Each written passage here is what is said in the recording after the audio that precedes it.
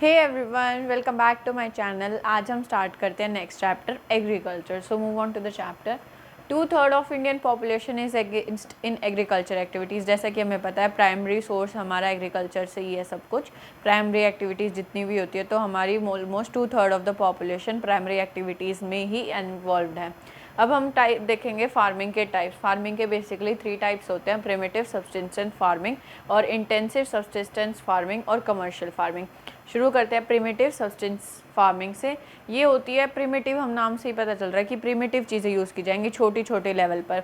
Small patches of land with primitive tools like हो, जैसे छोटे छोटे टूल्स यूज़ करते हैं।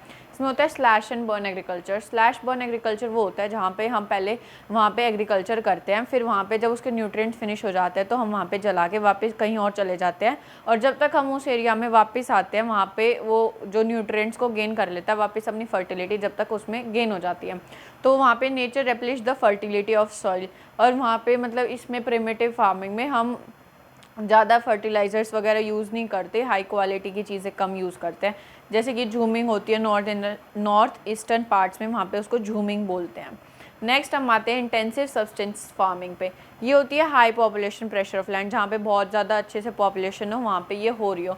लेबर इंटेंसिव मतलब इसमें लेबर ज़्यादा वर्क करते हैं। High doses of biochemical inputs and irrigation, या इसमें इरिगेशन फैसिलिटीज़ अच्छी होती है और हम बायोकेमिकल काफ़ी ज़्यादा केमिकल्स भी यूज़ करते हैं। राइट ऑफ इनहेरिटेंस, जो हमें पता है कि हमारी जैसे मम्मी पापा के कितने भी खेत हैं वो हमें आगे ट्रांसफ़र होते रहते हैं, तो इससे ना आगे छोटी होते जा रहे हैं, तो इससे बहुत ज़्यादा प्रेशर हो रहा है लैंड पे। जैसे किसी के 10 है वो 5 में डिवाइड हो गए, वो 5 आगे और में डिवाइड हो गए, तो ये इस वजह से राइट ऑफ इनहेरिटेंस से ज़्यादा डिवीजन हो रहा है लैंड का, तो हम इससे अच्छे से प्रोडक्टिविटी नहीं गेन कर पा रहे हैं।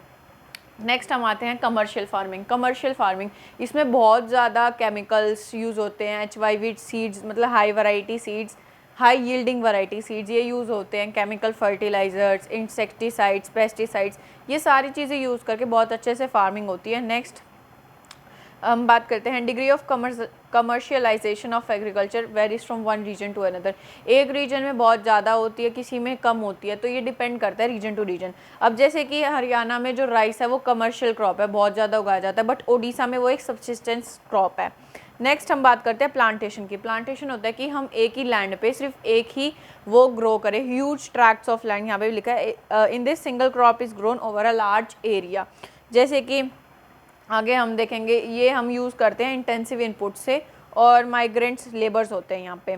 जैसे कि हमें पता है कि टी मोस्टली असम में होती है और कॉफ़ी वेस्ट बंगाल वाली साइड में, और कर्नाटका बहुत इंपॉर्टेंट है यहाँ पे क्योंकि उसमें बहुत ज़्यादा यहाँ पे प्रोडक्शन होती है जो स्पेशली मार्केट के लिए ही होती है। इसमें 4 फैक्टर्स होते हैं।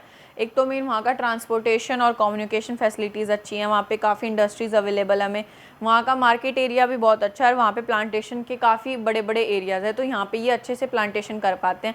जैसे कि हमने कहीं पे देखा कि वहाँ पे सिर्फ बनाना के ट्रीज़ होते हैं, तो मतलब एक पर्टिकुलर चीज़ की वहाँ पे हर जगह वहाँ पे वही उगाया हुआ हो, वो होती है plantation. Next is cropping pattern. Cropping pattern मतलब किस टाइम में और कैसे क्रॉप्स ग्रो होती हैं। तो बेसिकली हमें 2 पता होते हैं, बट 3 होते हैं। राबी क्रॉप्स या राबी सीज़न कह सकते हो आप, खरीफ और ज़ैद। वो जो राबी क्रॉप्स होते हैं वो सोन का हम उनको बोते हैं अक्टूबर टू दिसंबर के बीच में, और उनको हार्वेस्ट करते हैं अप्रैल टू जून के बीच में। कौन से होते हैं ये वाले? Wheat, barley, mustard etcetera. और किस एरिया में ग्रो होते हैं? वो होते हैं हरियाणा, पंजाब, जम्मू एंड कश्मीर और उत्तर प्रदेश वाली साइड। खरीफ सीज़न ये होता है ऑनसेट ऑफ मॉनसून, जब मॉनसून स्टार्ट होती है उस टाइम में, और हम इसको हार्वेस्ट करते हैं सितंबर टू अक्टूबर के टाइम के बीच में। और इसमें होते हैं बेसिकली पैडी, मेज़, ज्वार, बाजरा, पैडी राइस कोई कहते हैं। और ये कहाँ होते हैं? असम, वेस्ट बंगाल, ओडिशा, तमिलनाडु एक्सेट्रा। नेक्स्ट आता है जैद। ये होता है राबी और खरीफ सीज़न के बीच में जो थोड़ा सा पार्ट होता है, शॉर्ट सीज़न समर का, उसमें ग्रो होते हैं। ये होते हैं watermelon, muskmelon, cucumber etcetera. Next हम बात करते हैं डिफरेंट टाइप्स ऑफ क्रॉप्स, जिनकी एक एक हम ये सारी क्रॉप्स डिटेल में करेंगे। ये है मेजर क्रॉप्स होती है हमारी राइस, व्हीट, मिलेट्स, मेज़ और पल्सेस। फूड क्रॉप्स ग्रेन्स के अलावा कौन सी होती है? Sugar cane, oil seeds, tea and coffee. Horticulture crops होते हैं फ्रूट्स वगैरह। और नॉन फूड क्रॉप्स हमारी रबर, और fibre crops cotton and jute. हम इन सारों को डिटेल में पढ़ेंगे। करते हैं मेजर क्रॉप्स। फर्स्ट है राइस, ये हमारा सबसे इम्पॉर्टेंट है और स्टेपल फूड भी है क्योंकि इंडिया की मेजॉरिटी एरियाज़ में राइस खाया जाता है। इंडिया सबसे लार्जेस्ट प्रोड्यूसर है राइस का चाइना के बाद। ये खरीफ क्रॉप है, इसको जो टेम्परेचर चाहिए होता है वो 25 डिग्री सेल्सियस से ज़्यादा चाहिए जब हम इसको ग्रो करते हैं। ह्यूमिडिटी अच्छी चाहिए, that means water. Annual rainfall above 100 centimetre, 100 centimetre से ज़्यादा इसको रेनफॉल मिलनी चाहिए। और जो लेस रेनफॉल के एरियाज़ हैं वहाँ पे इरीगेशन यूज़ की जाती है।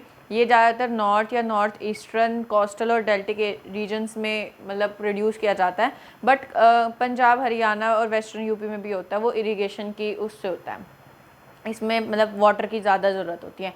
नेक्स्ट इंपॉर्टेंट क्रॉप है हमारी वीट। ये बहुत इंपॉर्टेंट क्रॉप है हमारे नॉर्थ और नॉर्थ वेस्टर्न रीजन्स के लिए। ये एक राबी क्रॉप है और इसको चाहिए कूल ग्रोइंग सीज़न। जैसा कि हमें पता है ये ठंड के मौसम में हम इसे उगाते हैं, इसलिए इसको कूल ग्रोइंग सीज़न चाहिए। और जब हम इसकी हार्वेस्ट करते हैं तब काफ़ी धूप होती है, लाइक अप्रैल जून का महीना। तो जब ये राइप भी होता है तब भी गर्मी ही होती है जब पकता है, तो इसको ब्राइट सनशाइन चाहिए जब हम इसका हार्वेस्ट करते हैं। नेक्स्ट इसको 50 से 75 सेंटीमीटर की रेनफॉल की रिक्वायरमेंट होती है जो अच्छे से पूरी जगह डिस्ट्रीब्यूट होनी चाहिए। गंगा सतलुज प्लेन या ब्लैक सॉइल रीजन के आसपास होती है ये। और एरियाज़ हैं पंजाब हरियाणा यूपी बिहार राजस्थान और मध्य प्रदेश। नेक्स्ट है माइलेट्स, इसमें मेनली 3 होते हैं, ज्वार बाजरा रागी। इनको हम कोर्स ग्रेन भी कहते हैं, बहुत ही न्यूट्रिशन होता है इनके अंदर, आपको पता भी होगा ज्वार बाजरा रागी के बारे में। इनमें क्या क्या होता है, आयरन कैल्शियम और दूसरे माइक्रो न्यूट्रिएंट्स भी होते हैं, लाइक रफेज भी होती है। ज्वार जो है वो थर्ड इम्पॉर्टेंट है after wheat in terms of area और प्रोडक्शन में। ये एक रेन फेड क्रॉप है, मतलब इसको इरिगेशन की बहुत कम ज़रूरत होती है और ये जहाँ पे उगाई भी जाती है वहाँ पे ऐसी जगह उगाई जाती है जहाँ पे हमें रेनफॉल मिल जाए, क्योंकि इसको वाटर की वैसे ही कम ज़रूरत होती है। ये उगाई जाती है महाराष्ट्र कर्नाटका मध्य प्रदेश और आंध्र प्रदेश वाली साइड। नेक्स्ट है बाजरा, ये होता है सैंडी सॉइल और जहाँ पे black soil shallow black soil हो। ये इसके एरियाज़ हैं राजस्थान उत्तर प्रदेश गुजरात हरियाणा एंड राजस्थान। नेक्स्ट हम बात करते हैं रागी, इसको चाहिए ड्राई रीजन, रेड ब्लैक या फिर लोमी शैलो ब्लैक सॉइल के एरियाज़ में होता है ये। और इसके जो रीजन्स हैं वो हैं कर्नाटका तमिलनाडु हिमाचल प्रदेश और उत्तराखंड सिक्किम झारखंड और अरुणाचल प्रदेश। नेक्स्ट है मेज़। मेज़ जो ऐसा क्रॉप है जो फूड और फॉडर दोनों में यूज़ होता है, लाइक उसे हम भी खाते हैं और ये एनिमल्स के लिए भी काम आता है। और ये खारीफ क्रॉप है, इसको ग्रो करने के लिए जो टेम्परेचर चाहिए वो 21 से 27 डिग्री सेल्सियस के बीच में होना चाहिए। और ये ऑल एलुवियल सॉइल में बहुत अच्छे से ग्रो होता है और बिहार में राबी सीज़न में ग्रो किया जाता है इसे। और इसके लिए हमें बहुत ज़्यादा मॉडर्न इनपुट्स चाहिए, लाइक HYV सीड्स फर्टिलाइज़र्स अच्छा इरीगेशन पेस्टिसाइड्स ऐसी चीज़ें। और जहाँ पे ये ग्रो होता है वो है मध्य प्रदेश बिहार उत्तर प्रदेश कर्नाटका तेलंगाना और आंध्र प्रदेश। नेक्स्ट हम आते हैं पल्सेस पे।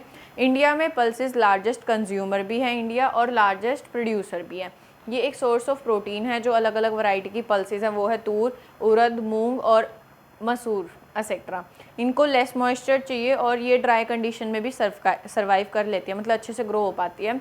और ये रोटेशनल क्रॉप्स के साथ ग्रो की जाती है, like one time pulses grow की नेक्स्ट टाइम हमने वीट ग्रो कर लिया, इस वे में रोटेशनल क्रॉप्स के टाइप। और ये लेगुमिनियस क्रॉप्स होती हैं तो ये सॉइल की फर्टिलिटी रीगेन करने में हेल्प करती है, नाइट्रोजन फिक्सेशन में। सिर्फ एक दाल है वो जो नहीं करती है, वो है अरहर या तुअर की दाल।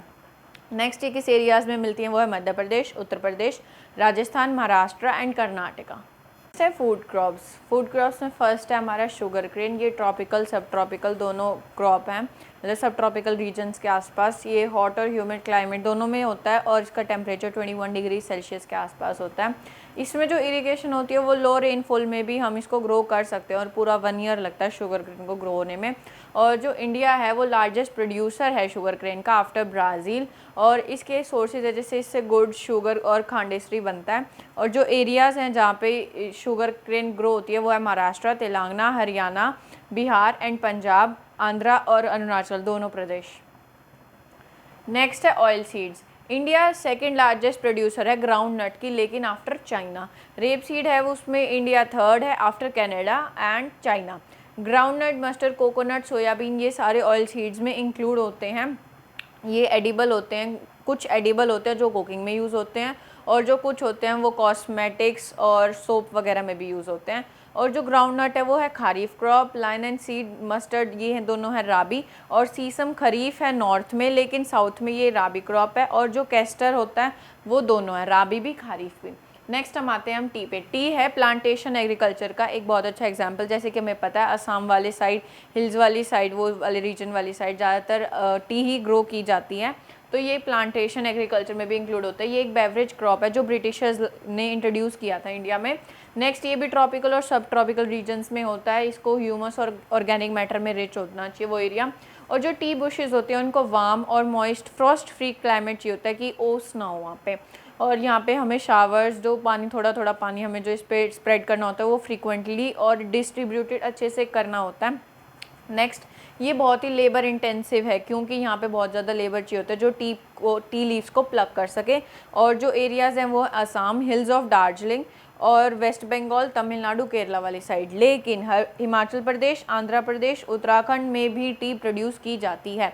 अब ये पार्ट 1 कंप्लीट हो चुका है। See you in the next part. Stay updated.